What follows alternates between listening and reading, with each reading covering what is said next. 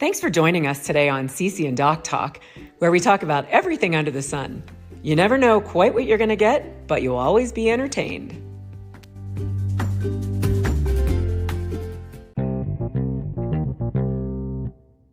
Hello and welcome to Cece and Doc Talk. Today I'm going to surprise Cece with another new question, just off the cuff, and see what we come up with.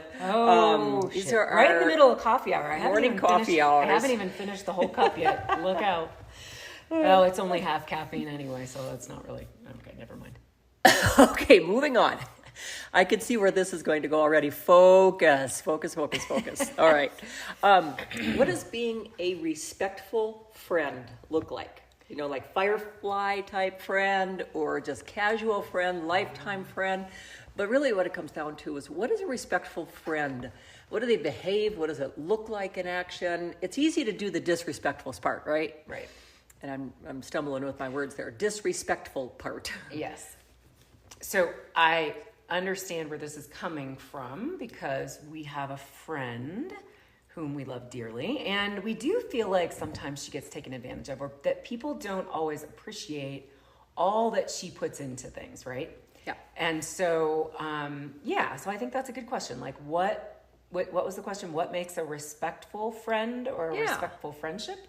Yeah. So I think first and foremost, obviously, I think it's really important that when people do nice things for you, to recognize them for that. When people put effort into things, it's important to recognize them for that. And honestly, sometimes I'm like, how long have you known these people? They know that you're going to go all out. Like, I understand that maybe they aren't seeing the preparations happening, but they know if they know her, they know she's going to go all out to make it an amazing experience. And they were nonchalant of whether they were going to show up or not, or if they're, and it's maybe some of us come, some of us won't, maybe next weekend, I don't know. And they had no idea how much she was looking forward to it. And how much she put into it. Right. And we're just like, wow. It's just so rude. It's rude, yeah, right? Totally. And because when we say we're going to be somewhere, barring any kind of unforeseen circumstances, right? Or unless we leave it open and flexible, when we commit to showing up someplace, we show up. Yeah. Right. And so, and I know there were some other things happening in this case. It was a little bit of a herd mentality. So it was like, if so and so doesn't go, I'm not going to come either, and blah blah blah. Which. Anyway, I have my own opinions about that. But okay, so let's go back to the original question. So what makes a respectful friend? Or, like these lifelong friendships. So, some of them, you don't have to connect with the person on a regular basis. Right. And they're always there. You can just pick up the conversation where you left off 20 years ago, whatever it was, 5 years ago or last week. And you just take it from there. And it's just easy. Right. Right? So, and yet you don't want to take advantage of those friendships. Right. And so just... And I will say, I love those friendships. Like the ones that I don't have to always be working at keeping it going because I have a lot of long distance friends. We both do have a lot of long distance friendships. And I don't want to always feel obligated to be the one to reach out and send the text or the card or the this or the that. But I love it when, it's kind of a mutual thing. So it's like we both agree that, when we think about the other person, we'll send a text or a card or whatever. But if it doesn't happen, we're not going to be upset about it. We're not going to take it personally. Right. But then always being open to when you get back together and reconnect. It's a lot like, you just left off. And so I do have friendships like that. And I appreciate those so much because they really take the pressure off, right? Right. But then there are also those friendships where that people really need that more frequent connection, right? Now, the question that comes about there, and you and I have brought this up a little bit, is, how much is the onus on us versus them to keep that connection? So like, if they're the ones that really need that more frequent connection, shouldn't they also be reciprocating in the connecting, right? So you and I have sat down a couple of times and we're like, gosh, we're thinking about so-and-so, and you and I, anytime we think about somebody, we often will send a text or whatever, but then sometimes we'll sit there and we'll go, when was the last time that person sent us a text? And it's not I think we've actually reevaluated a few things along the way. I mean, I actually reevaluated one of our very mutual long-term friends where we have said happy birthday to this person for 20 years, and not once have they said happy birthday to either one of us or reached out with a text to say hi? And I'm like, okay, so is there any effort? Are we trying to keep something going that they don't want to keep going? Or Right. what's, so Well, it does and- make you reevaluate a few things. And it doesn't mean that we're all pissy about it. It just No, means it's that just we like, may not make as much effort going And forward. it's like, who are we doing it for? At this point, are we still doing it for us? Right. Or are we still doing it for them? Or is it, anyway. Right. So No, I think- agree with that. Yeah, so it does make you kind of reevaluate some things. Well, and then I think too, like during the cancer journey, there were a few friends of mine from truly like way back in my past who really stepped up and started communicating with me on a more regular basis. And I think in some ways I was really pleasantly surprised by that, and I was totally not expecting it. So now I've noticed Right. that I've sort of shifted a little bit my perspective of, okay, maybe these are the people that I should be now, checking in with. They did such a good job of checking in with me for a year and a half. Right. Maybe it's okay for me now to check in with them every once in a while and say, hey, how are you doing? Right. Because they were so focused on how I was doing for a while. So I think that's a really lovely way of reciprocation. Or just that little text that says thinking of you. Right. But I do think sometimes that the reciprocation or the reciprocity piece really gets people in trouble, right? And I think we're If guilty of it too. if I invite you over for dinner and make you a salad, you then feel obligated to make me a steak, and then I feel the next time obligated to make you a lobster dinner. Right. I mean, we always try to one up. Where I guess if you go back to a respectful friend, not in a competitive way, but in a I want to be kind and generous and a good friend way. yeah, but there's a lot of times where it does become competitive. But again, if we go back to what is a respectful friend, Right. it doesn't have to be competitive. I mean, Right. you could get together and have cheese and crackers, Right, and that it you would be just perfectly dragged fine. out of the kitchen, Right. and a bag of Doritos and a can of cheese, Right. And going back to the friend that we started this conversation about, the thing is, part of her love language is doing these things Acts for of people, service. right? Is to create beautiful decorations and to be able to, put out her and her husband both, they want to put out a spread of food. They like to cook, or she likes to bake. Well, and the arrangements that they put out, Right. just the party favors and she spends a lot of money. And that's on- part of their just love because language. It is her love language. And so it's not to important to impress, her. because these are lifelong friends. Right, exactly. So yeah, to your point, it's not to impress, they're lifelong friends. But I think the challenge then becomes, it's hard when that's your love language and other people are just like, oh, that's nice. Or, oh, I'll come. I'm not sure if I'll we're come coming or not. Right. After she spent a week preparing. So it's hard for us to watch It's sometimes painful. her friends not Be disrespectful to her. to be disrespectful or to not give her the kudos and the accolades that She that deserves. she deserves. And honestly, probably that she needs a little bit. I mean, that feeds her some too, and that's okay, right? That's Right, where we all need to be needed. right. And, That's where she shines, and it's okay for her to want people to recognize that. Well, and it's the same thing where, another sign of disrespect, because again, it's easier to show disrespectful behaviors in friendships, is when you get together at a gathering, such as a wedding or an event or whatever it is, and there's still the cliques. Right. And when the cliques get together, and the cliques are talking about all the things that they're doing, That they did together. and all the things that they're still going to do together. And, you got another person who's sitting there that wasn't invited, wasn't included, and they have to sit and listen to how much of an outsider that they are, an outsider that they're feeling, Yeah. and how disrespectful these cliques are to really not paying. There's no inclusive behavior. And are Right. they doing it, maliciously, with intention, or are they just that clueless and so I guess Probably the the sign latter. of a respectful friend is to be aware of who's standing there in the group and monitor either the conversation, so it's all inclusive. If you're going to talk about a future event coming up or a trip you're going on, if there's somebody that's sitting there, that's not the time to maybe talk about it Unless you're going to unless you're going to invite Unless you're gonna them, include right? them, right. And so That's- just being mindful of who's there and that inclusive. I mean, this goes back to that inclusive environment. Right. And I think because you and I are so focused on that inclusiveness, in part because, we've always been facilitators, right? Standing up in front of a room, in front of, however many people, and, doing team buildings and What was all the name these of our things. class? And so we've always always looked at, how do you keep people included, whether it's participants in a class or whether it's members in a team working together during an activity. So we are so focused on inclusiveness that I think it really stands out to us when people aren't that way. But then, when we have conversations with people and they share these stories, like things that happen at weddings or events and how they're not included and how much it hurts them. Right. It's so painful. And you realize, to your point, I think it's the latter. I think sometimes people are just that clueless about the fact that we do the O symbol on our forehead every once in a while, oblivious. and it's like oblivious. Yes.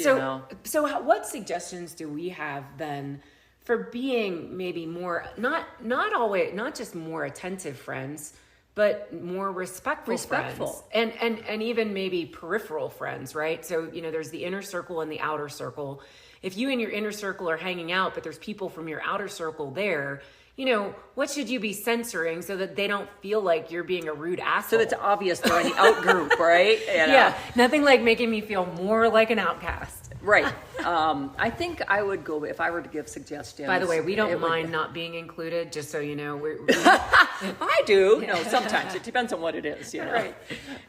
We've gotten real good fear of missing out, remember that? Yeah, we've gotten real good at not having FOMO when it comes to gatherings and events the last couple of years. FOMO is fear of missing out, yes. Yeah. Which I thought was hysterical when you used that. I think it would come back to the elements of trust.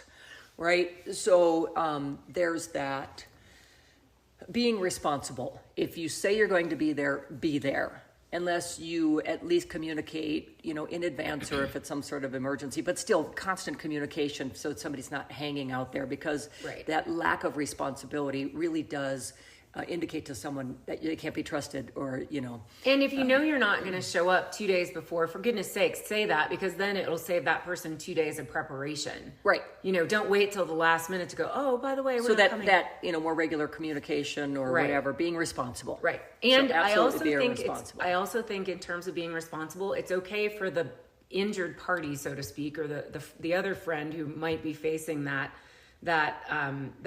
rudeness or being taken advantage of, to also maybe set boundaries, or to be able to come back and say, you know what, this is really important to me. This is the only weekend that I have this year. And I was really looking forward to it, and I've done a lot of preparation. So the onus on the person that to explain how important this is. Don't just assume that they know, and not by way of creating guilt trip for the other person, but really just being genuine from and the saying, heart. Yeah, absolutely. So I guess that's one of the elements of trust, is to be authentic, right? And speak from the heart. Absolutely. And so that's another good one. Exactly. What are the other elements? What other of suggestions? Trust? Well, and then we talked about, if you know that somebody is kind of on the periphery or more in the out group, if you're comfortable with it, you be the one to make the effort of being inclusive and maybe including them. Or if you see somebody standing, separate from everybody else, and feel free to engage them in conversation, maybe make a little bit more effort there. And then, also be the one maybe to step up and shut down conversations where you're being exclusive and excluding other people that from the planning of your next great get together, or whatever. Especially if you're not planning on inviting them, then shut the F up. Censor yourselves. Yeah. I love that saying. People may or may not remember what you do, but they will always remember how you made them feel. Yeah. And that's the element of care. Is to really, if you care about this person as your friend, then show it. Then behave that way. Right. And I think that comes back to, that whole leading with kindness thing. And, I understand that the whole idea of, being kind has become somewhat of a cliche, but it's really not a cliche. Right. I mean, lead with kindness, lead with compassion, lead with empathy and understanding, lead with emotional intelligence, folks. Right. And you know what? I'm going to add one more thing to this.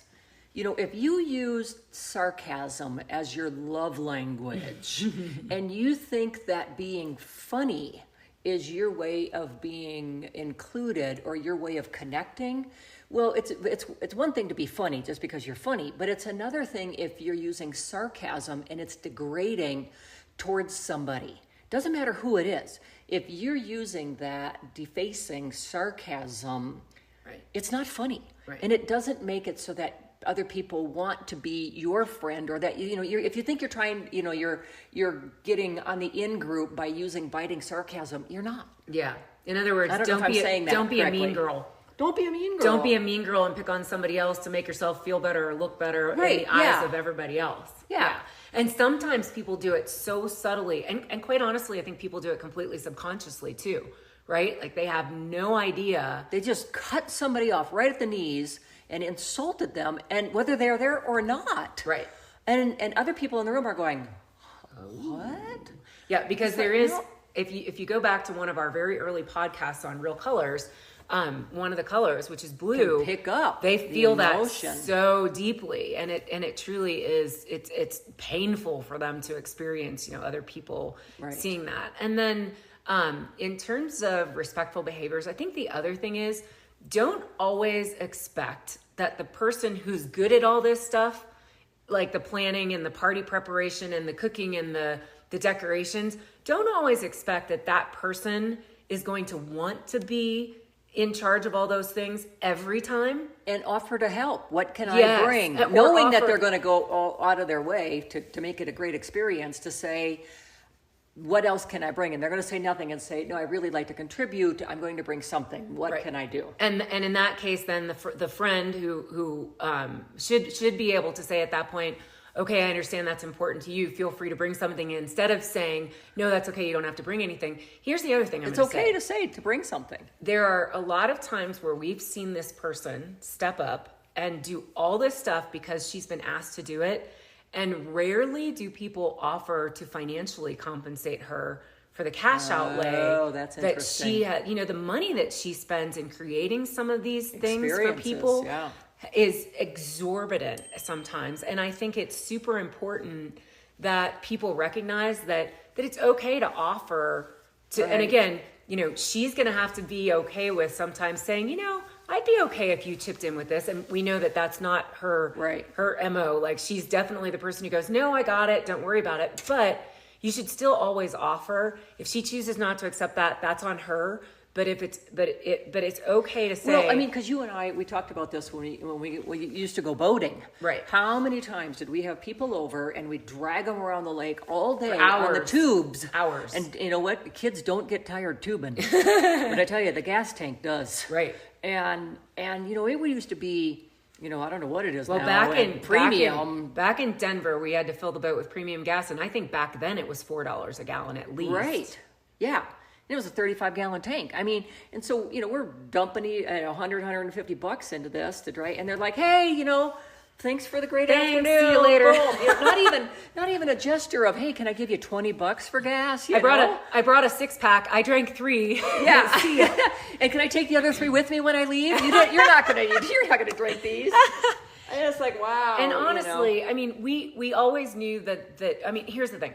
We never expected people to do that, but when they did, it was always a pleasant surprise. And we were always like, if somebody offered us $20 for gas, we were like, thank you, we appreciate that. And we usually, if it was gas for the boat, I would say, yes, I appreciate that, thank you. Now, we would provide food and beverages and everything else, and sometimes alcohol and things like that. And again, all part of the deal. It was our kind of contribution. But yeah, if somebody offered us $20 for gas, we took it. And so that's what I'm saying too. If you know that, especially if you've asked somebody to do this kind of stuff for you, like creating decorations for your wedding, or creating decorations for your Christmas tree, or things like that, or decorating your Christmas tree, then it's on you to insist that they allow you to help financially with that, especially when it's somebody who is a very giving and kind and generous person. And this person we're talking about today is generous to a fault. She's just willing to basically give you the shirt off of her back and, wash it and iron it and everything else for you.